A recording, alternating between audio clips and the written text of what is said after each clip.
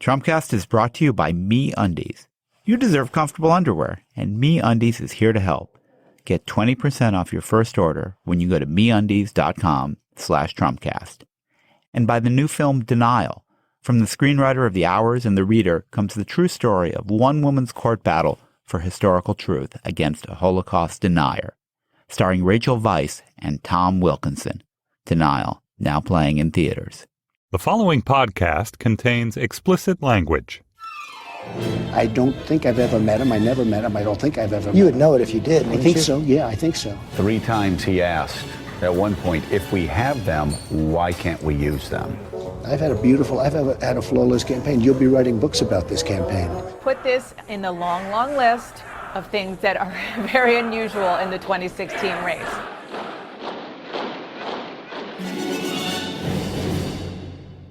Hello and welcome to Trumpcast, the show about the man who says he will sue all of his accusers after the election, Donald Trump. I'm Jacob Weisberg. Part of the original idea of this show was to talk to some Trump supporters to try to understand what they thought. One I spoke to back in June was Jan Jennings, an electrical engineer who lives in Chattanooga, who had written me to explain why he thought you could support Trump without being a racist or a bigot. We had a really interesting conversation. It focused on the government's response to the financial crisis in 2009 and Jan's view of Trump as someone who was good at telling banks to go screw themselves. I got another message from Jan a couple of weeks ago, just after that grab him by the pussy video surfaced. Here's what it said. Jacob, I hope all is well. Okay, you win. I don't think I can vote for Trump anymore. And I'll admit your reporting started the process, but this new video pushed me over the edge. I still strongly dislike Hillary, and Gary Johnson does not impress me. I don't know what to do. Have a good weekend. Jan. Jan's a rare species, a Trump supporter who was taking in information he disagreed with and then actually changed his mind. So, of course, I asked him to come on the show again to talk to me about it. I'll be back with that conversation right after we do the tweets.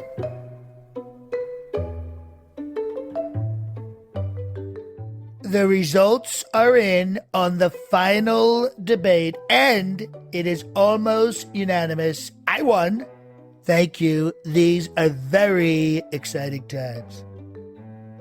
We cannot take 4 more years of Barack Obama, and that's what you'll get if you vote for Hillary. Hashtag Big League Truth.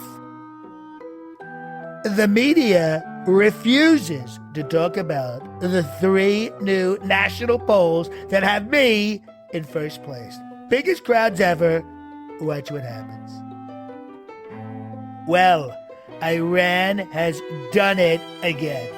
Taken 2 of our people, asking for a fortune for their release.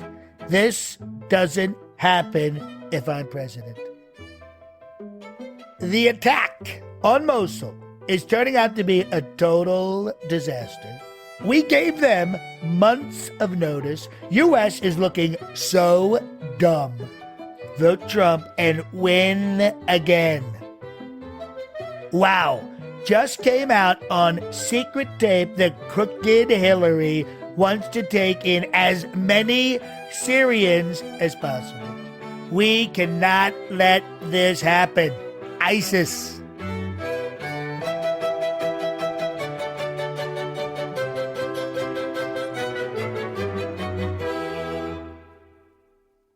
Trumpcast is brought to you today by MeUndies. Think about it. Underwear is the first thing you put on in the morning and the last thing you take off at night. Why would you settle for anything less than the best feeling underwear on the planet? Maybe on any planet. MeUndies focuses on producing the most comfortable underwear you've ever experienced. My friends there sent me a few pairs a while back, and I really like them. For the price of 2 cocktails, MeUndies will deliver you a new pair of underwear right to your doorstep, better day guaranteed. Try them on, and if you don't think they're the most comfortable, best-feeling undies you've ever had, they'll refund your money, and you get to keep the first pair for free. Included in the price is the sweet touch of Modell, a special fabric made with best-in-class raw materials that are scientifically proven to be 3 times softer than cotton. This underwear is sold exclusively on the MeUndies website, where you'll enjoy free shipping in the U.S. and Canada. And for a limited time, everyone in my audience gets 20% off their first order. But you have to go to our special URL, which is MeUndies.com/Trumpcast. That's MeUndies.com/Trumpcast. Trumpcast is also brought to you today by the new film Donal. From the screenwriter of The Hours and the Reader comes the true story of one woman's court battle for historical truth against a Holocaust denier. Critics are raving that Donal is smart and powerful. It's essential viewing, urgent and relevant. And USA Today says Donal is a siren call for truth. Starring Rachel Weisz and Tom Wilkinson, directed by Mick Jackson. Donal, now playing in theaters. I'm happy to welcome back to the show Jan Jennings. I had him on the show back in May. When he was a Trump supporter, he wrote me saying that he had a perspective that he didn't think he'd heard on the show and wanted to explain why he was supporting Trump, but didn't feel that a lot of the characterizations about the views of Trump supporters applied to him. He's a mechanical engineer in Chattanooga, Tennessee, and I got another message from him saying that his views had changed a little bit. I suggested he come back on and tell us about it. So, Jan, welcome back to Trumpcast. Glad to be back. So, don't keep us in suspense. How have your views changed and why? Well, Jacob, it's 100% because of the Trumpcast. Now, I guess after the nomination, I expected to see a more professional Trump. A lot of the antics and the sideshow would kind of stop or at least slow down, and it seems to have accelerated. I don't know. It's been disappointing and eye-opening a little bit. So partly you thought Trump was going to, after he got the nomination, was going to grow into the role a little bit. I mean, I think a lot of people were expecting that, right? I mean, he was going to have to start taking seriously the possibility of being president and focus on his policies and so on. And you felt like that didn't happen.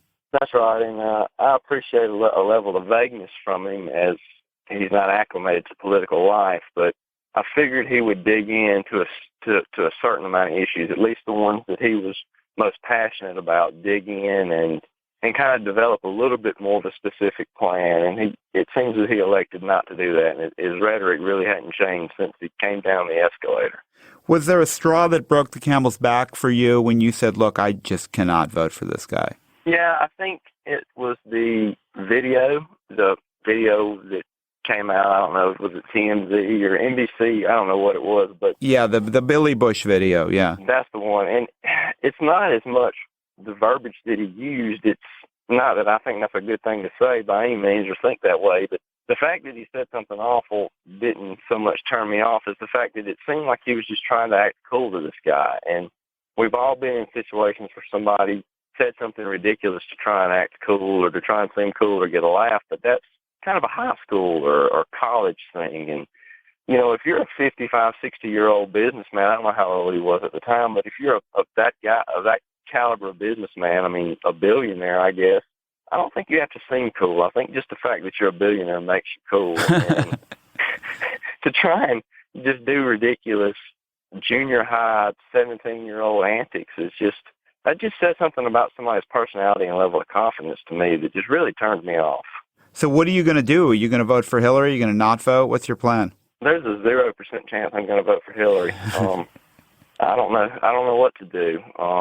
I've got a friend that's a big Gary Johnson supporter, and he's really been trying to get me to go that way, but I don't know. I haven't jumped on that train yet either. I don't know what I'm going to do. Yeah, I mean, the libertarian view, do you feel attracted to that view at all? The idea that, government should do a lot less than it's doing, but also we should have lower taxes and fewer laws around restricting drugs and restricting prostitution, things like that. I mean, are you drawn to the libertarian viewpoint?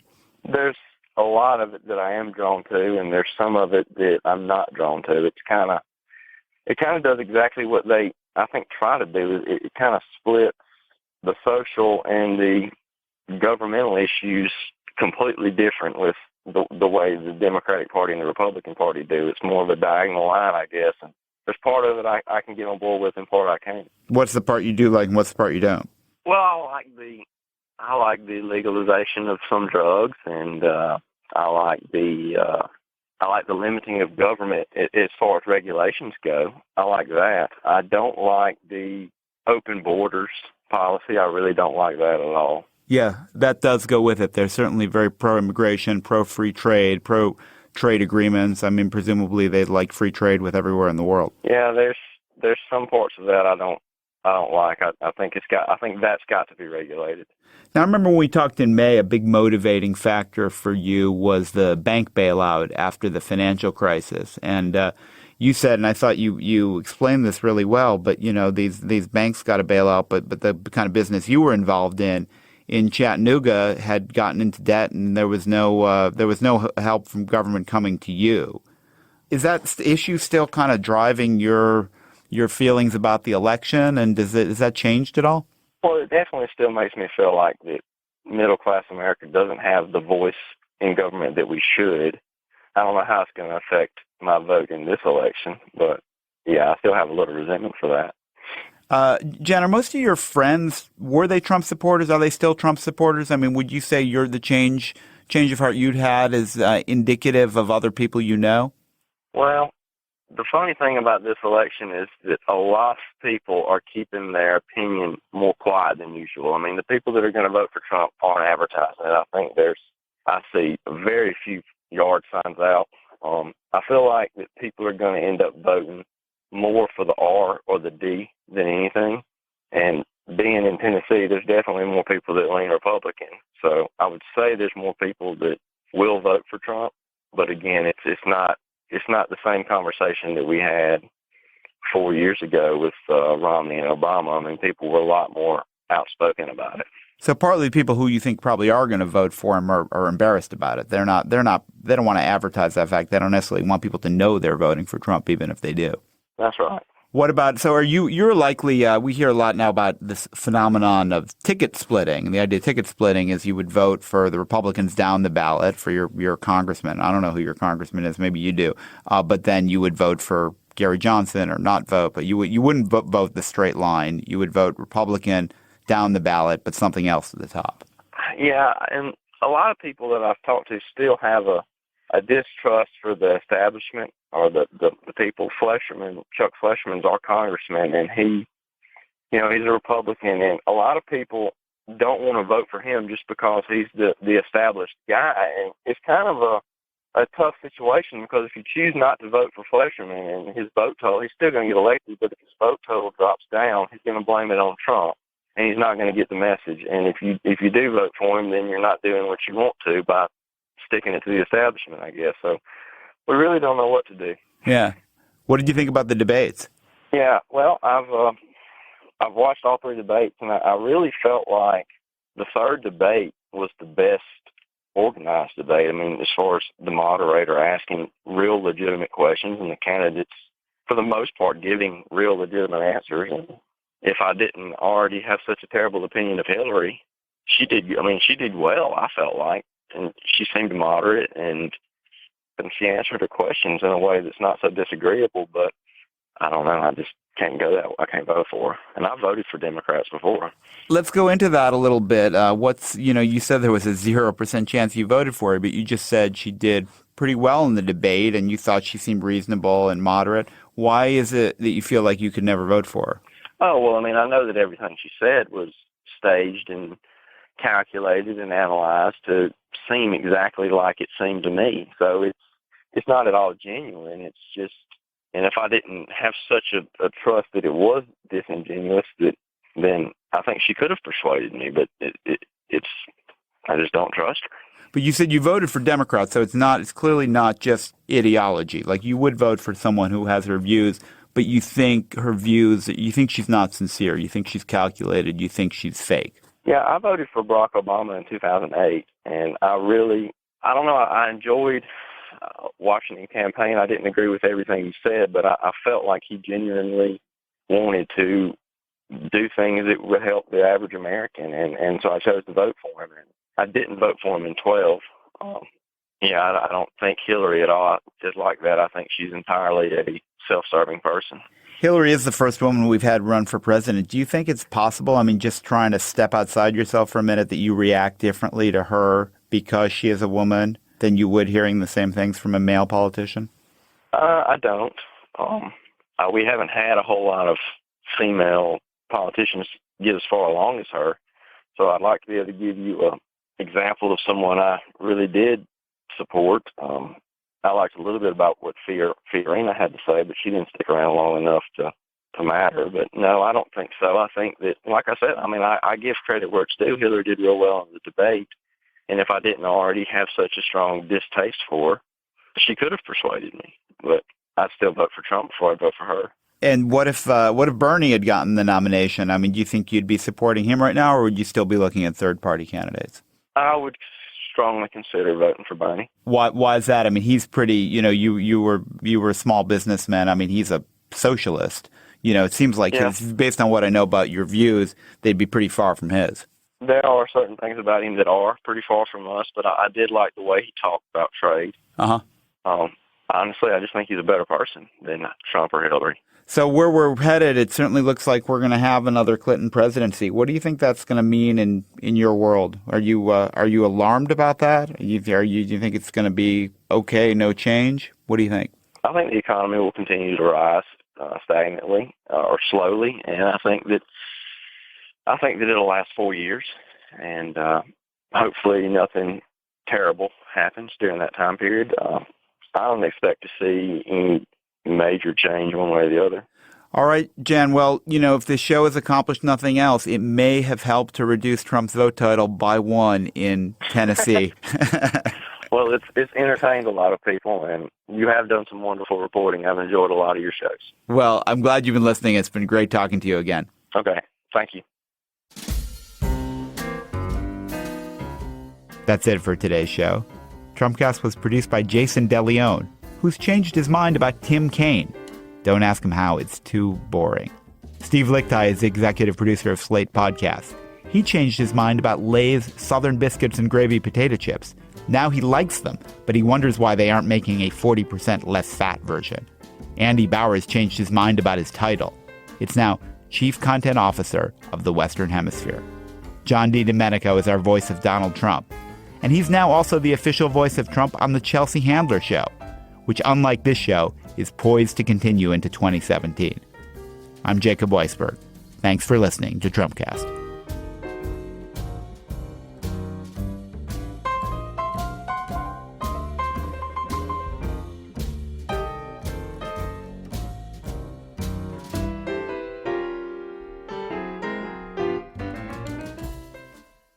I'm very, very excited to announce that the Trump hotels are being rebranded with the new name Scion.